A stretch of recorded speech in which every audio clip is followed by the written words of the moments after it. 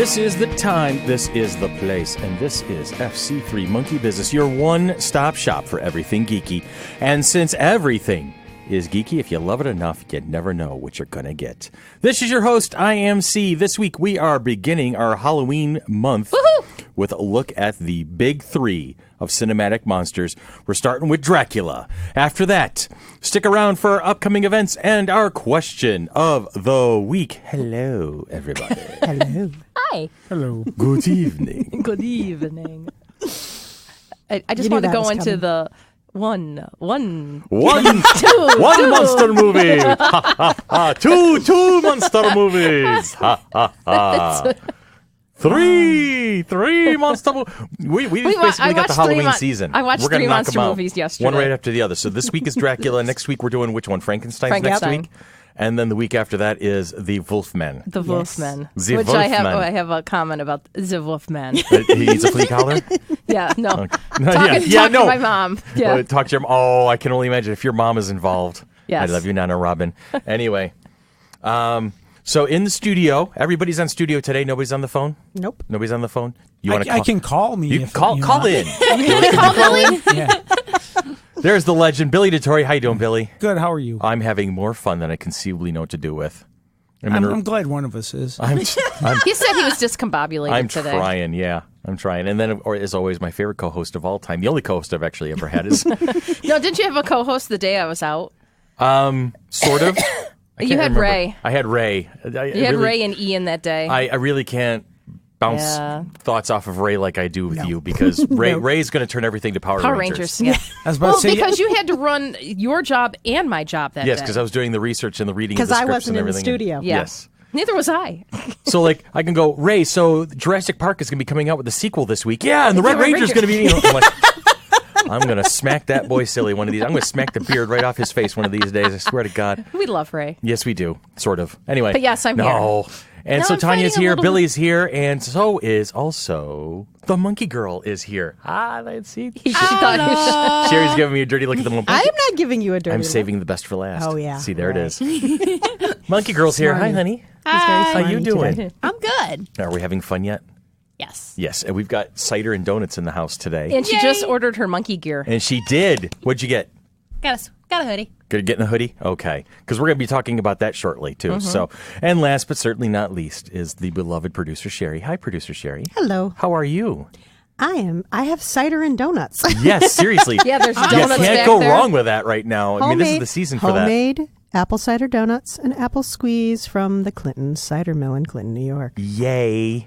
Free advertising there. And they did not pay me to say that. And anybody out there who thinks this is pumpkin spice season, I'm sorry, No, but it's you're slightly mistaken. No, wait a minute. You're just wrong. I can't stand pumpkin. I can't do it. Pumpkins are fun to I carve like and paint and pumpkin stuff like that. delights. That's a bit, huh? I like pumpkin delights. They're a little Debbie thing that I've had since I was little, and they only come out this time of year, and I love them. They were the original pumpkin spice. So, they're so you so buy good. them, freeze them, and then bring them out every so often. Do you They don't that's last like, that long. They don't. if they It's not reboot like a the Spice Twinkie? Girls, is that going to be one of them? Pumpkin spice? You got Sporty Spice, Scary Spice, Posh, and Pumpkin? Is that a thing? There's dead air. Apparently that's the only way to treat Chris when he's off on one of his tangents. just tell me what you want, what you really, really want. I want to go I take want to a get nap. through this podcast without getting killed. Good luck. We have Good to luck. restart it then. Yeah, I know. So I spent the entire day yesterday working around the house, outside and in, and I was having just so much fun. I was adulting, and I was entertained by it. It was amazing. I got to the end of the day, and I don't drink beer anymore, but I drink hard ciders and mead and things like that. So I pop open a cider, and I'm watching the Doctor Who marathon on BBC America because in very short order, The new Jodie season. Whittaker is coming out, and I am so looking forward to this now. It's amazing, and it's She's fun. squealing. She did. Little Monk squealed. But for me, it's kind of like a full circle kind of a thing because I know in the past I've gone on record that I didn't want to see a female doctor because I was always concerned that it would be just kind of like a token thing that they were doing to placate a certain vocal fandom. That I didn't think it was. I thought it was going to be a gimmick. And the more I've seen this woman in action, the more I've seen some of the things that she's done in the past, other parts she's played, and then I see the interviews that she's been doing. I'm like, yeah, I am. She's the doctor. I'm in. I'm all in, and I'm looking forward to October 7th. I was watching a video on Facebook the other day where Doctor Who fans were weighing in on Jodie Whittaker as the new Doctor, and she was in a little room behind them listening, and then she kept coming out and surprising all of them. I love how they do that these days. Love I've been seeing things. that when the celebrity pops up out of the blue. That's awesome. Yep. And that David Tennant actually knew that Jodie Whittaker was the Doctor before other people knew, because the producer had called him and said, well, the next person that's going to call you is the Doctor, because the Doctor wants to call you. Isn't the story goes that his mother called him next? No, the joke was, because he was on the Graham Norton show and said, oh, what would happen if your mom called you? Mom, I didn't know you were up for this part, was the joke that he was saying. But then the name Jodie popped up on his phone, and since they are friends from Broadchurch and things like that, then he was like, yeah, I got this. This is exciting. This is good. So. This is cool. So I'm very much looking forward to it. There is a trailer out where it shows her in action with her 3 companions. She's got quite the team together. I'm looking at the... Is it a new Power Rangers team? No, it's not a new Power Rangers team. No, how many Power Rangers references can we make during this podcast? Hopefully as few as possible. So... Hopefully, they'll start dwindling as we actually start talking about real things. I mean, what? Sorry, Ray. And Susan and I just started rewatching the Christopher Eccleston this past week, so I expect to be on the Jodie Whittaker episodes in sometime after. Exactly. BBC America is doing a marathon right now, and of course they're showing the seasons in completion. So they're showing they're showing Dr. 10. David Tennant in Series 1, they show the whole thing, but then they're bouncing around to different series after that. They're like, no! It's so bizarre. Why? They'll show Series 3, then they show Series 1. That would break my head. Oh, it's just... Because you want it to be sequential, Yes! What comes next. And but the BBC is doing it intentionally to be entertaining. Yeah, they're not entertaining you. We're showing... They're entertaining themselves. Yes, that's it. How many people can write email complaints to BBC going, listen, we were trying to record this. Yeah, seriously. Anyway, so like I was saying, I adulted all day yesterday, and I cleaned out my garage of all of my predecessors' stuff. You had a minor break with you watched Frankenstein. I did. We watched Frankenstein for next week's podcast. And then... what else I do? I start trimming hedges and just painting rooms and stuff. I was full on adult yesterday. It was amazing. And then that doesn't happen very often. Yeah, no, really, it doesn't. Not in my case. I was the laziest human being you'll ever meet yesterday. See, so we should have stopped by. Because we came down Ridge Road. We should have stopped by. I'm like, oh, Billy lives down there, to get those videos. Because I do have them all on DVD, but yesterday... we said Billy was going to be in his glory. Yeah, yesterday was the final game of New York Mets third baseman David Wright. Yeah, I saw maybe the best Mets player ever. Did he retire? He retired. He'd been trying to come back from spinal stenosis for the last couple of years.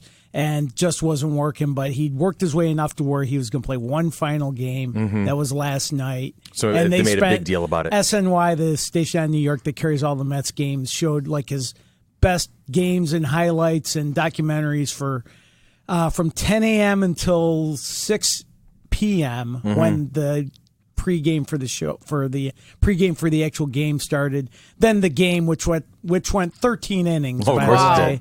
And then a post-game thing with a video tribute and interview and all that. So this finished right before Saturday Night Live last night for you? The on-field interview ended just as Saturday Night Live was starting. So you had a long day. Yeah. And then I watched some Saturday Night Live, which is god-awful. Oh, God. Has it been good since the original cast left? Every now and then they do something so funny I can't even stand it. Adam Driver was the host last night. Oh. Okay. And the comedy stuff was okay. It had its moments like it always does. But Kanye West's performance was the stupidest thing. Did you say something about water bottles? Even if the show is fantastic, it would have been the worst episode ever because of Kanye West. Oh, I can't stand him. You know what I want you to do is I want you to go back to the first observation you made, and instead of saying performance, just say Kanye West is stupidest thing ever. Him and his sidekick or whoever were literally dressed in water bottle costumes, singing a song that it's just way past my, it's for young people, and I'm old, so it made me grumpy. He joked that he was going to play that song this morning on his radio show, but he didn't. He went on to something else. No. Well, good. Yeah. Yay. Hey, did you see Kanye's a genius last night? No, I'm just kidding. That's exactly what it was. I was actually listening during that There's time. blood, sweat, and tears. Yeah. If Kanye West is legitimately a genius, then I'm Japanese. That's all I'm saying.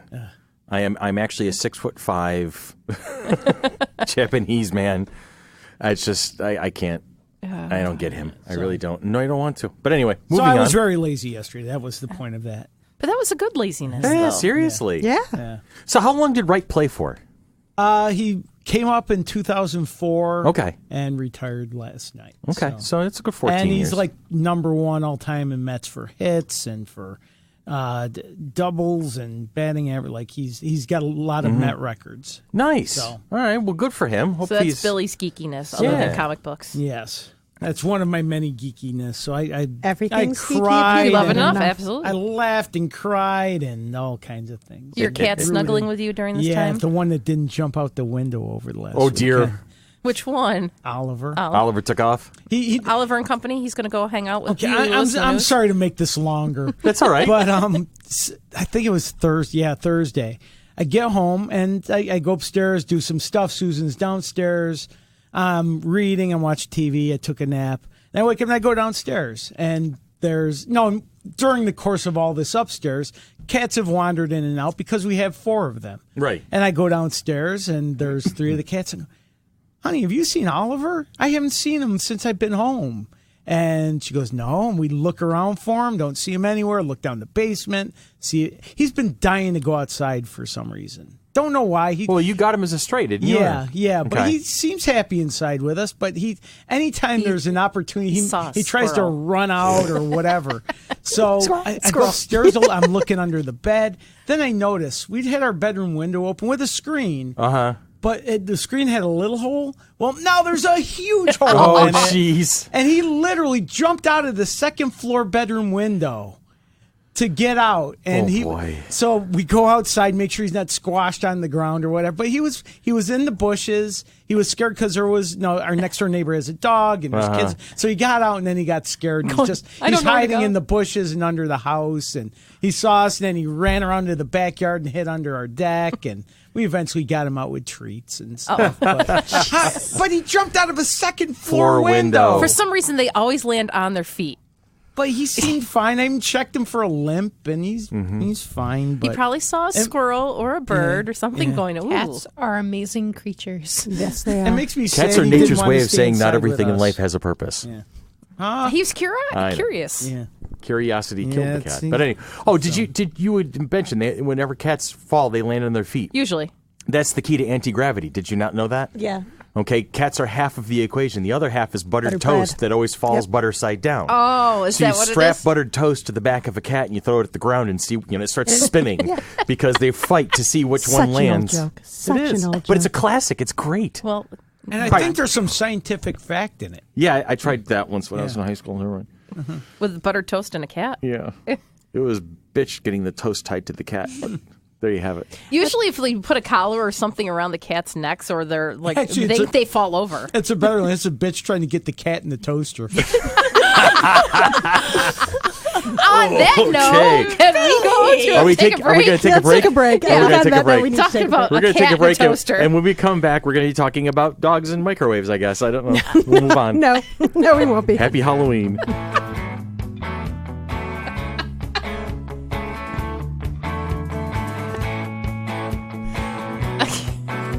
Alana loves me. That's all that matters. Just wow. Just wow. And so here we are. Music.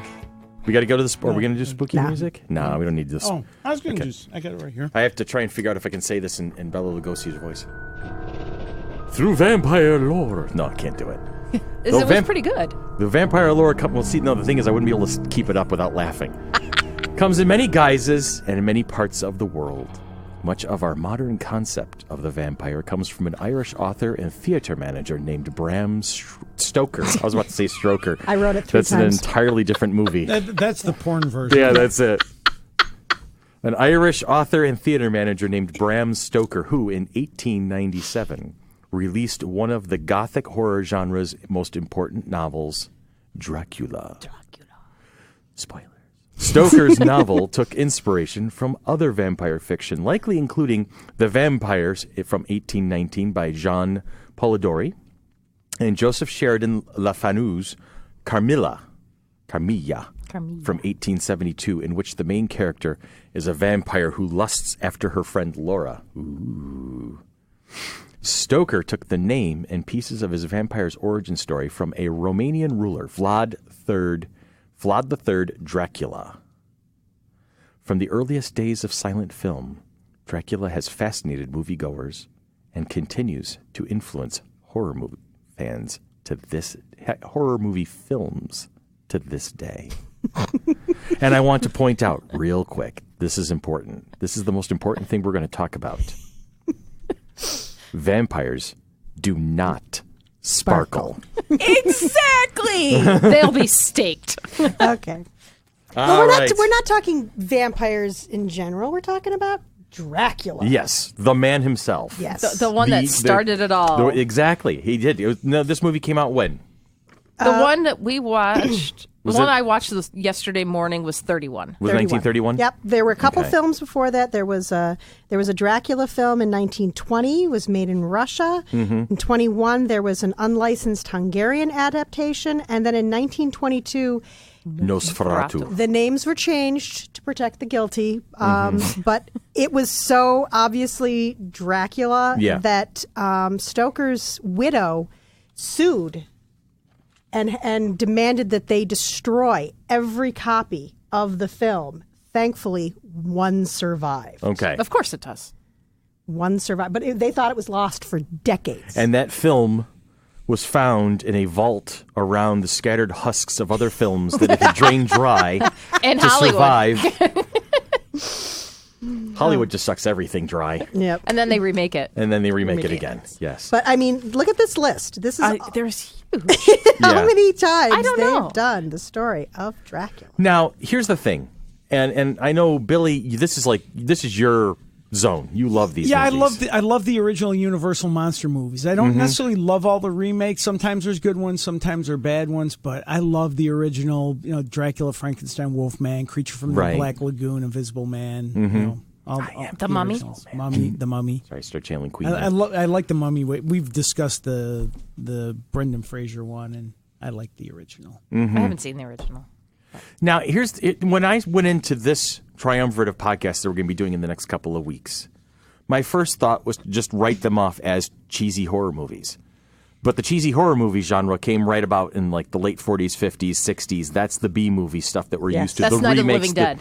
The remakes, the stupid sequels, the Bride of the Son of Frankenstein. The Frankenstein's roommate, Billy things the like that. Kid meets Dracula is a real movie. Abbott and Costello meet. No, actually, I was just going to bring that up. That's one of the best monster movies. Yes. Is it really? Abbott and Costello meet Frankenstein is a great, great, great movie. Yes. I'm going to have to watch it because I have not seen it since I was like 4. Yeah, Billy probably has it on DVD. A lot Probably. of these things that we look at and think, because they're sequels, because we're thinking about the sequels that we're used to. Yeah. We think of them as being, they're going to be terrible. But no, these were franchise movies. They were trying to make good films. Yeah. And the Universal Dracula films, most of them were decent. Mm-hmm. And I think, and Tanya and I were talking about this yesterday when we were watching Frankenstein, is that for me, the first thing I noticed was how these movies were very much the early days of cinema, so that it's definitely a stage. It's a stage. It's handled like a theater stage. Like you can see the players coming in and out from stage left, stage right, stage left, stage right, coming up middle. The blocking, the way that the camera is moved. You don't really see a lot of different angles. You're seeing the three-walled sets, and even with Frankenstein, which we'll talk about next week, it starts with a guy coming out through the curtain and addressing the audience as if they were starting a play.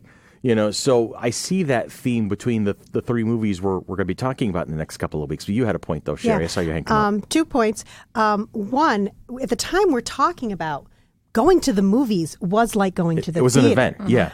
We have a gorgeous, gorgeous theater in Utica called the Stanley that started off as a movie house. And it is so ornate and so gorgeous. It's amazing. People got dressed up. This was a big deal to go to the cinema. And second, Funny that you should mention that about especially Bela Lugosi's Dracula is because the reason he was chosen for this film is because he was doing it on the stage. Oh, he was? This was a stage play first, and he was Dracula. So he helped adapt the stage play for the cinema.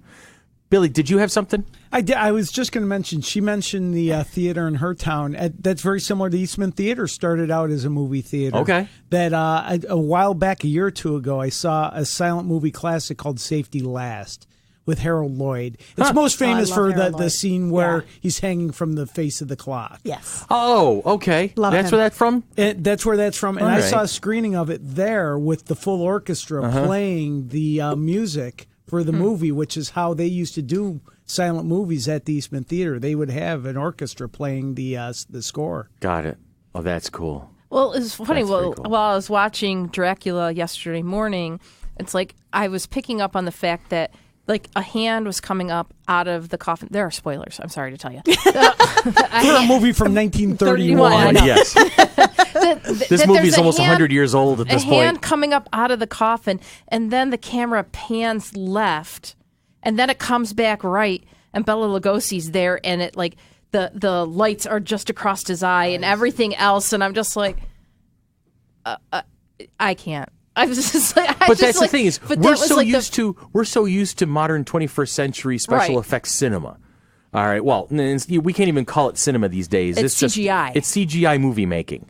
All right, it's spectacle. It's the overall visual that we're so used to in our modern era of cinema that we've lost track of where it started and what it looks like, and so we just chalk it up immediately as cheesy.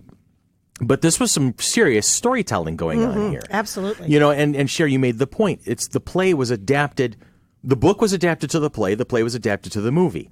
So you have this progression that, the movie is almost a direct descendant of Bram Stoker's original works. And a descendant. Yeah. Okay. It's an evolution. I didn't say it was the portrayal of his words, but it's a descendant of it. And, so if you sit back for a second before you watch this movie, and I think all five of us here in the room will recommend you at least try to watch this movie at least once. It's only 75 minutes. Seriously, because this was original storytelling. All right, and movies were not meant to be 2.5, 3 hour, 4 hour spectacles as we get these days. Where they're always leaving you wanting more. This was a tight, compact story about a particular event. It has some minutia in it. And the acting may seem extreme, but it's a different way of portraying. Stage acting. It's stage acting. You have stars of stage and screen on That's what I find very interesting about films from this time. In some ways, it's very intimate, like you were talking about, the shot of just across his eyes. It's let's pull in as close as possible. But in other ways, they're playing to the back row. Yeah. As if, because most of these people came from theater. Right. So they were used to, and everything was grand and big, and the gestures are gestures were huge. slow but huge. So, and it's so interesting. there is nothing realistic about it. No. But there wasn't supposed to be. If you wanted realism, you lived your life. If you wanted the special, the spectacular, you went to the movies. Exactly.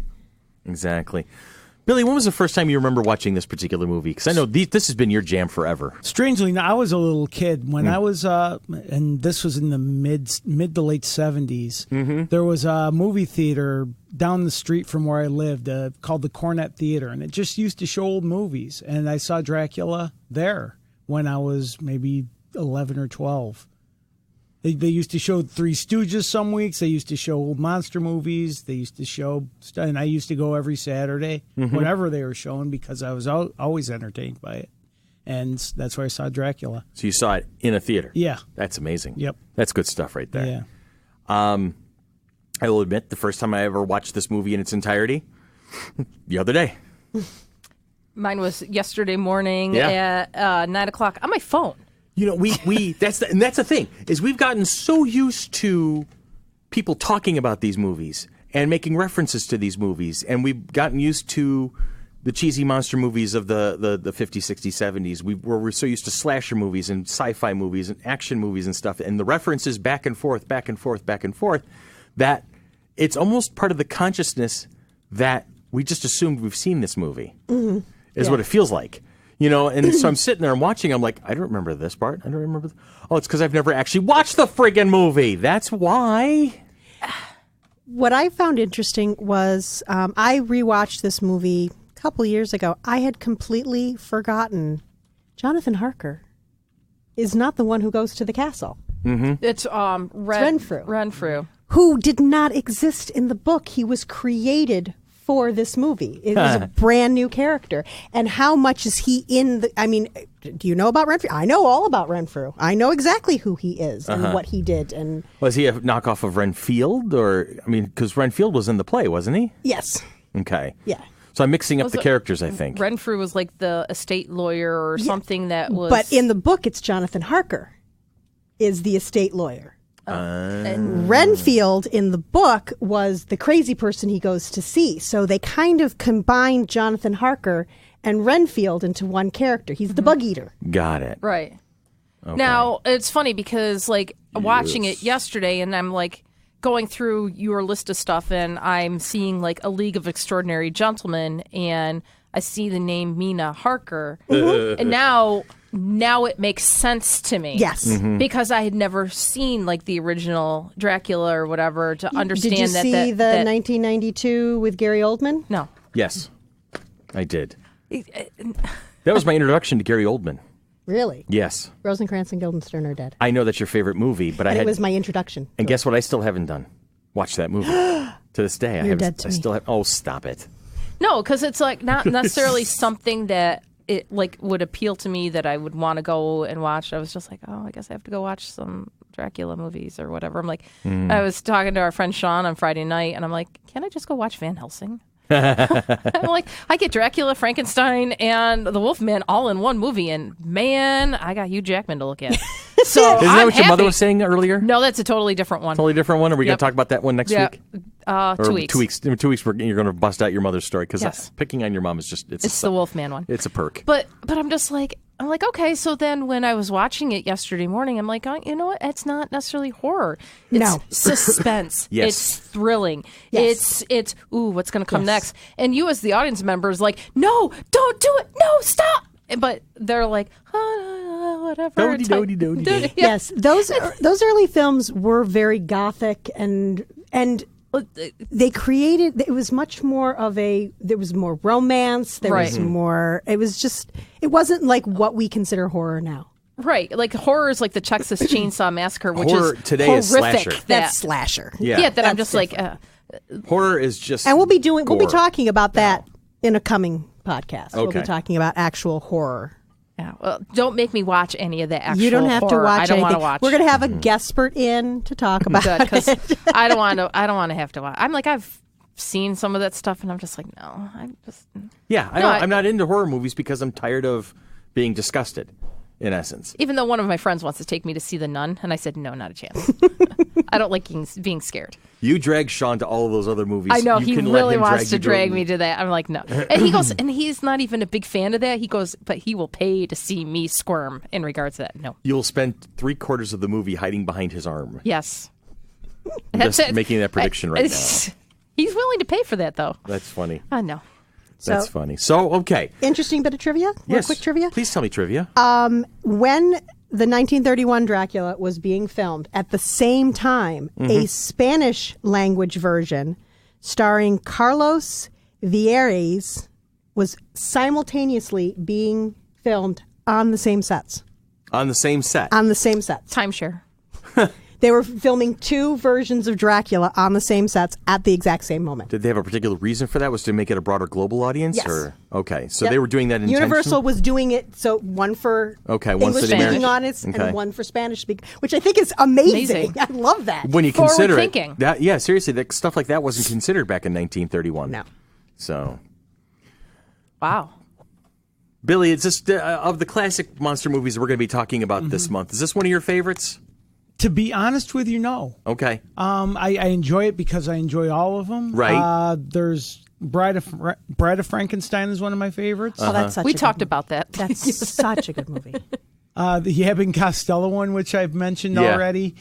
Creature from the Black Lagoon isn't necessarily a great movie, but like it. Fun. It's fun. It's so much fun. And strangely enough, the Dracula, I don't want to say rip-off, spin-off, whatever, Love at First Bite with George Hamilton. Nice. Is ridiculous and funny. Well, it's George Hamilton. What do you want? It's not like you're going to get Shakespearean It took place during the disco era. Yeah. And that's where the song, I love the nightlife, I got the boogie, I'm the disco. Oh, my God. That's where that came from. Now that's cheese factor. Yeah, that's huge. Cheese So factor. when you're a little kid and you want to laugh, but you want to like monsters, Yeah. it works. Yep.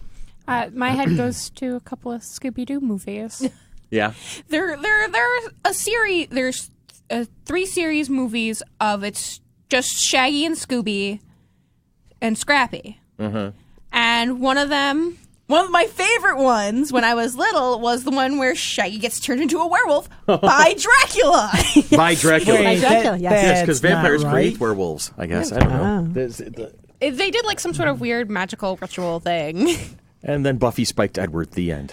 Oh my God, you should have a T-shirt that said that. But no, you mentioned Buffy. What I love, Buffy, it has its own vampire lore. Right. Has always had its own vampire lore, different from anybody else's. Right. But when they brought Dracula on, Oh, yeah. they kept all the regular Rules. Dracula rules. He didn't follow any of the other vampire rules. Right. He was doing his own thing. Yeah. And I just thought that. She didn't actually kill him out. outright in that episode, did she? She got him a couple of times, but he kept coming back. I'm standing right here. Yes. He was trying to rematerialize. She's like, I'm standing right here. And then he disappears. He comes back in the comics. Because Because apparently he's got like some sort of special powers that he got from something else. What really I found interesting was that role of Dracula was supposed to be played by Freddie Prinze Jr. Really? They intended him to play it because they... Oh, husband and wife. Yeah. But he was busy and couldn't do it. And that would have been awesome. That would have been a good interaction.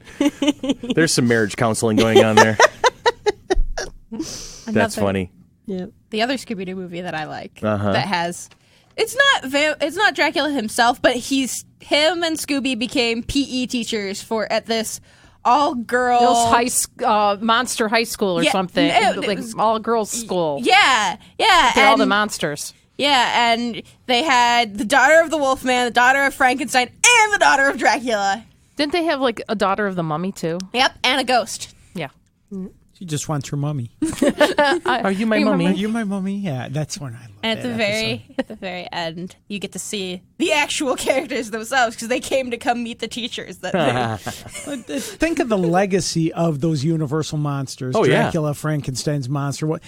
Up through the Munsters was only on for 2 years, and it's still a show that Universally beloved. Yeah. Pardon the pun. Exactly. Very good. And that leads into a question that I usually ask when we're talking about topics like this, is it was Dracula first before Frankenstein? Because they were made in the same year. I want to say Dracula was first. The earliest Frankenstein film was 1910. It was one of the first films ever created by Thomas Edison. A Frankenstein film. Yes, 15 minutes long, and you can get it and you can watch it online. Wow. It's 15 minutes long. It was Thomas Edison, and it was the Is very... that a YouTube thing, or...? I found it all over the internet when I Probably was doing 1, 2, 3 research. movies or Vimeo or No, I anything mean everywhere, else. everywhere. No, I'm talking like just I went like IMDb has a link. I mean, it's crazy. It's all over the place. So Frankenstein, and also the story of Frankenstein is older than the story of Dracula. All right, so we'll broaden the question out, and I ask this whenever there's a particular topic where I can do that. But the Dracula and Frankenstein 1-2 punch here for the 1931 the Universal movies. Without these two movies, does the horror genre go where it has been at this point, where it's evolved into, or does it just kind of slowly fade away into nothingness without these movies? I think people like being scared. Yeah. So I think some version. So something would have come along somewhere along the line. You're saying.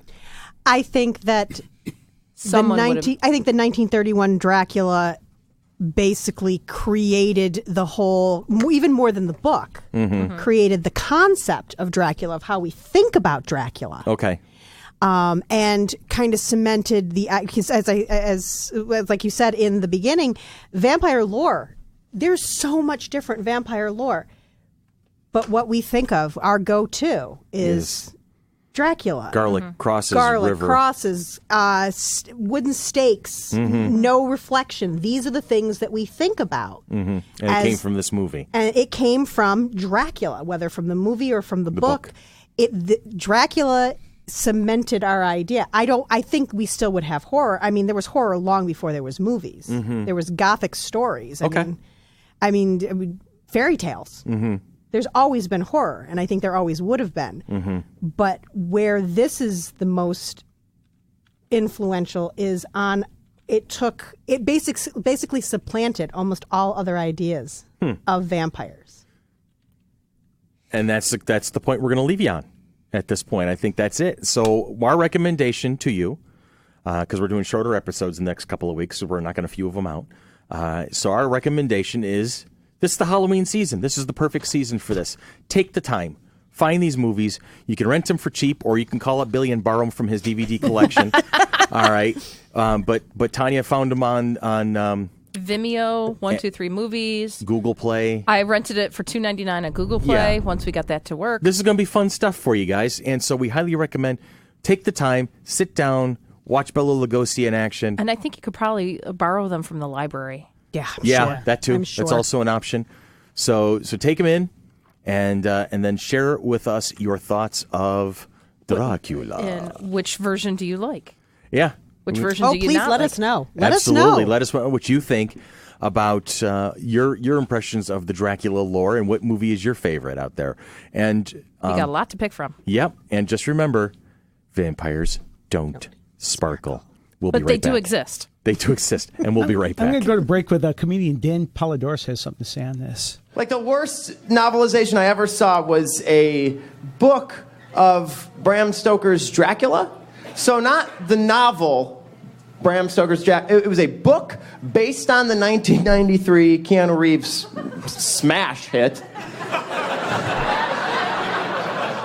Based on the novel from the 1800s. How far gone intellectually do you have to be where that's the book you've chosen to read? Yeah, no, I'm reading Bram Stoker's Dracula. Yeah, that's pretty good. What do you mean, gothic lit? I have no idea what you're talking about right now. Oh, no, yeah, you're thinking of Dracula the novel. This is Dracula the novel, the movie, the book.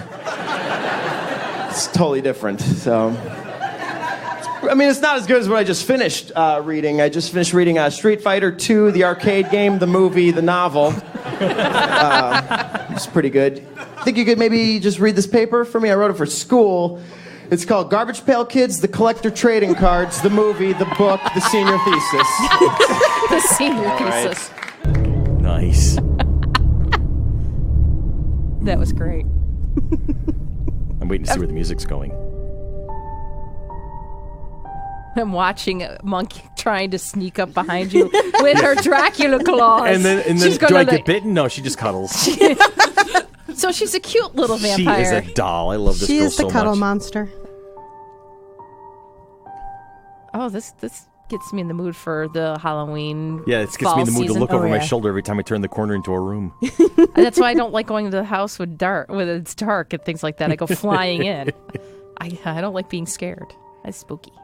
Oh, poor Tanya. Yes. We still love you, though. So we got some events coming up. We're going to talk about events right now. We are? We are, because Halloween weekend is going to be very, very busy for us. Very busy. Big time. The shenanigans will shenanigans start are about about 11:30 Thursday morning. We are coming back. FC3, we've been a little quiet the past few months, but guess what? Coming back with a vengeance. Back. Mighty Monkey Corporation night at the Nightmare Manor with special guest, our favorite shenanigator, Michael Koske. Tickets are $20 at the door. Donations of children's books or school supplies accepted to walk through with directors of Mighty Monkey Corporation and Michael Koske of The Walking Dead. Proceeds of the evening going to MMC education programs. Please note, no discounts on coupons will apply to this event, and that is going to be October 25th, starting at 7 p.m. at the Nightmare Manor, Southtown Plaza, 3333 West Henrietta Road, Rochester, New York, 146 23. That's Halloween weekend for you. And now I believe this is the last year of Nightmare Manor. I believe I've heard that rumor too. So make sure you come out. If you've always wanted to try it, this is your opportunity to do it. And he can't wait to come see fans of Walking Dead, fans of whatever. He's now his usual wingman, our buddy Greg. Greg is not available. Is not Greg. French. I was about to call him Finch for some reason, and I just knew inherently that was the wrong name. But Greg French will not be able to make it because he has another obligation he's doing that weekend. Right. So we're not having full shenanigans going on. Partial shenanigans, and he's pulling in whatever board directors are willing to shenanigate with him. Well, you know I'm in. I was just going to say, that's going to be a problem. Considering I don't like to be scared, I'm not going to be at Nightmare Manor. Okay. Neither do I. I don't like doing that stuff, but I love being a part of it. Yes, I'll do it to somebody else. I love scaring people, but I don't like to be. I can't do haunted houses for a very specific reason. Claustrophobic? No. No, that's you. Strobe lights. Oh, they make me nauseous. Yeah. And I've never been in a haunted house that doesn't have strobe lights somewhere. Now, we got a couple other things going on because, like I said, that's a busy weekend. That's a busy weekend Michael for the FC3 crew. Michael will be in that afternoon. And that's on Thursday, October 25th. This is going to be. I'm looking forward to this one. Tasting and trivia at Knox Craft Cocktails and Comfort Foods. Again, with Michael Koske. We're going to be keeping him busy. That's how we keep him out of trouble. Tickets are $35 and include a drink voucher, light food tastings, and an evening of trivia. Prizes to be announced later. Yes, October 26th from 7 to 11. Limited number of tickets will be available, so make sure you get in touch with us. Check out our Facebook page. Check our Facebook page to get your hands on that, and that will be at our usual living room. Knox Craft Cocktails and Comfort Food, 302 North Goodman Street, E101, Rochester, New York. And that is in the Village Gate Mall. This is specifically a ticketed event. Yes. So in order to attend, you need to have bought a ticket. Are we going to have tickets at the door? No. Probably not. Everything is pre-sale only, and we'll have that information up on our Facebook page. There you go. A limit of 50 people. It's a small gathering. Okay. So on the 25th, we'll be at Nightmare Manor. At the 26th, we'll be at Knox. And then October's 27th and 28th, to round out Halloween weekend for us, is the Flower City Mini Con. Woohoo! Exhibitors, vendors, and artists. Tables for the weekends are only $75. Contact Brian at fc3roc.org if you are interested. We will be at the Grease Ridge Center Mall in the theater wing like we always are for these mini cons. So as you can tell, we are going to be coming out full steam ahead for Halloween weekend 2018. And I do believe that we are going to have like little mini trick-or-treating at the vendors for kids for the kids parade and stuff like that. Kids parade and come in crap. costume. I'm going to wind up getting another cat from Lollipop Farm trick-or-treating. Can I have a black cat? Yeah. For here some we have reason, 12. like black cats don't get. They will not adopt out black cats within. Most places are within a week or two before and after and Halloween. that's because I honestly am a big black cat fan. Oh, Me I too. would love a little black kitten. Mine died last December, and I have wanted poor another Geraldine, we one, miss her. but You know, Petco, the Grasp at Petco had adoptions yesterday at Greece. Yeah. But So- I've got 4. I had 3 momentarily last week, but I've got 4 cats. And don't know if I want to go to that extra crazy route of having 5. The No. whole new level of 5. Meow. There's something about that. 4, you're like, okay. 5, it's like, okay, now I've just stepped over a line. Well, from Yes. 3 Right to now, Sherry only has to herd 4 of us. I was questioning the 3 to 4 last year. And Yes. now it's That's just a part of things. Yeah. Just part of life. You know, it's funny you say that, Tanya. As part of my job and my Your normal research, no, part of my job with Mighty Monkey and my research, there is a cat herders day next month. So we're gonna. I'm expecting gifts. Okay. Okay.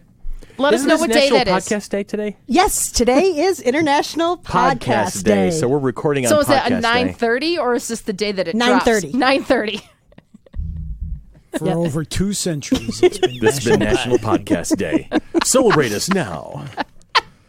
So I think that's all the events that we have going on. Yes. So let me ask you, dear listener, do you want to be part of the FC3 Mighty Monkey and Mighty Monkey Corporation experience? There are a few ways of doing that. The first way to do it is to become a sponsor. We have Please. sponsorship levels of all kinds and are even willing to create custom sponsorship packets. Please contact us at sponsorships@fc3roc.org. The next way to do it is by supporting us on Patreon. please check us out at www.patreon.com/FC3ROC. All membership levels will include access to the Patreon-only blog, plus tons of great perks at all levels. Shout out to a couple of our amazing patrons, Jen Bevan and James Irish. Thank you guys for supporting us and sticking with us through the years, all 200 of them that we've been podcasting. Want to help others find the show? Please leave us a review wherever you listen to us. You can find us on Apple Podcasts, Google Play, iHeartRadio, Spreaker, Podbean, YouTube, Stitcher. Really? And if you're especially lucky, you can be here in studio with us while we record. Is there a place you find your podcast and you can't find FC3 Monkey Business? Please let us know. And please follow us on Twitter at FC3MB Podcast. If you do, say hi. We love it when you say hi. Hello. Good evening. Never mind. I want to suck your blood. No, he never says that, though. It's like Scotty, beam me up. It's a line that is just attributed to him, but he never actually says it. Anyway, question of the week. Billy. Yes. What movie can you watch over and over again and never get bored with it? I was thinking of this going through some of my favorite movies in my head, but there's one that, because I just watched it again recently for the first time in a while, and it's still, to me, 1975 film, Tommy, the adaptation of The Who's classic rock opera. Nice. And Ken Russell it's a visual masterpiece, and Margaret was nominated for an Oscar, and it's music from start to finish, tells the story of the deaf, dumb, and blind kid that plays a mean pinball. And I love it. And it holds great. up. It's just a visual masterpiece and full of great music. Is it me, or is it almost like Tommy and Jesus Christ Superstar are almost the same movie? Well, Tommy is an allegory for Jesus. That's what I thought. Yeah. You know, that was always the impression I got. The religious rock operas of the 70s. Yeah, and it's not really thickly veiled in some places. No. It really isn't. So I was just curious. Nope, but that's my choice. How about you, Cher? We mentioned it earlier. Yeah. Rosencrantz and Guildenstern are dead. If you haven't seen this film, Rosencrantz and Guildenstern are two minor characters in Hamlet who are almost never in the play. They're very minor characters. They're so minor that there is nothing that differentiates the characters. Right. They're completely interchangeable. Just one's called Rosencrantz and one's called Guildenstern. Every night the actors could change and it wouldn't make any difference. Right. Because they're really that minor. They're plot devices. But Rosencrantz and Guildenstern are dead is the story of Hamlet from their point of view. And it's one of Gary Oldman's first movies, isn't it? One of Gary Oldman's first. It's Gary Oldman and Tim Roth. Oh, wow. And Richard Dreyfuss. Oh, God. Really? Yes. I'm still watching this now. It's an amazing film. Because they're almost never in the play, they have no idea what's going on at any point. They're confused all the time. And because their characters are so interchangeable, it's a running thing through the entire movie that they're not sure which one is Rosencrantz and which one is Guildenstern. And they say that to each other. Yes. They're trying to figure it out because ever since they were called for, nothing has made sense in their worlds. And there are parts that are Hamlet. The scenes that they're actually in the play, that they take those directly from, and every now and then you see them watching a scene. And in the play of Hamlet, there's the players, the traveling acting troupe. Richard Dreyfuss, his character is just called the player, and he is the head of this acting troupe. And he's trying to tell them what's going on, and they're not getting it. It's an amazing film. It's got an amazing cast. It's got the costuming. Oh my God! It's a Ren Fair seamstress's wet dream. Nice. Oh my God! The costumes are beautiful. It's funny. It's based on a play by Tom Stoppard. Okay. And it's just fantastic. I never get bored with it. I laugh every time. And to quote Gary Oldman, and you'd be absolutely right. And you'd be absolutely right. That was a GIF an animated GIF you sent me once, and it's still on my phone somewhere. Yeah, that and I'm no good. I'm no good in lead. I'm only good in support. How about you, Ton? I have to pick one. You have to. Yeah, I know. Seriously, it's difficult. I was putting that note on. I have to watch that. Yes, please watch it. I want to say probably one of them's Armageddon. Okay. Really? Never seen it. Armageddon with Bruce Willis and Ben Affleck. Willis, it's just like every so often, like I was in the kitchen the other day, like within the last week, and I suddenly got Aerosmith in the back of my head. Randy, I want to close my eyes. Never seen it. Randy's on the couch, and he goes, "Name the movie," and I just turned and looked. I'm like, Armageddon, and it's just like he picked it up at the beginning where the head of NASA is talking to Bruce Willis about training a group of astronauts to drill this meteorite, and he's like, "You stole my plans," type thing, and now you can't get whatever to work. Right. So that's one. Anytime it's on, if you're flipping through the channels, it's one that we will always stop and watch. Definitely, I would have to go Top Gun. Really? Yes. Never seen it. Tanya feels the need.